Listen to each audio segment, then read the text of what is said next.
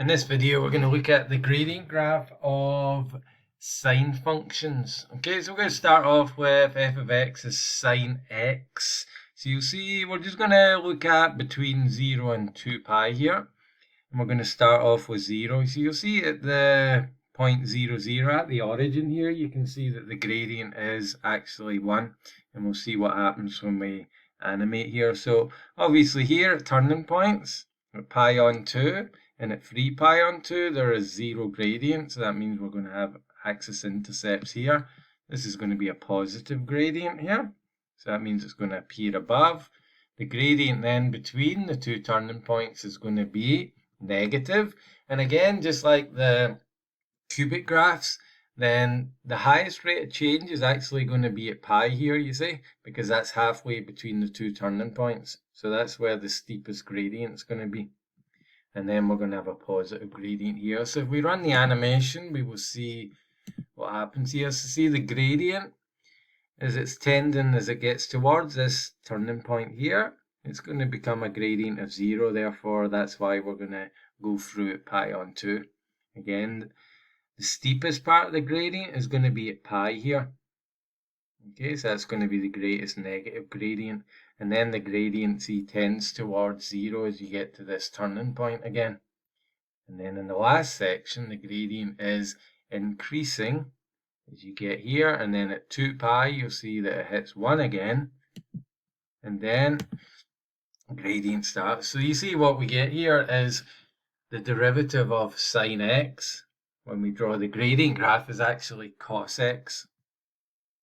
If we then look at another sine function, so this time looking at sine 2x. So again, what we've got here is a dilation of a half from the y-axis, which means that all the x values are being halved. Okay, you times all the x values by a half. So what we've got here is, we've actually got the period has changed, so we've got one complete cycle from 0 to pi and then another cycle. So we'll see what sort of effect this has already.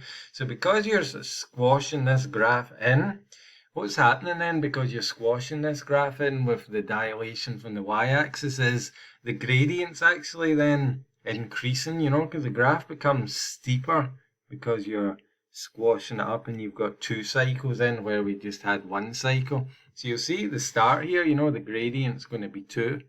So the gradient's going to be starting up here, okay? So as we run through this, we'll see what happens. So much the same here, it's just a much steeper gradient. Because we've had this dilation from the y-axis, it's made the graph steeper. So therefore you've got a bigger gradient then, So you'll see it's still going to follow the shape of a cosine function. It's just that it's going to be a steeper cosine function. Okay, now the period's going to be the same because you're going to have 2 cycles there.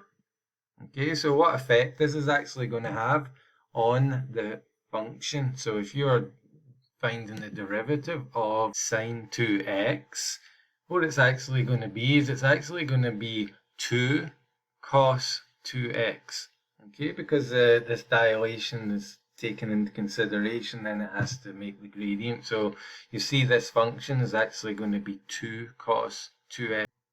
So if we want a rule for the general derivative of a sine function, so if we say y equals sine f of x, then dy by dx is going to be f dash x cos f of x.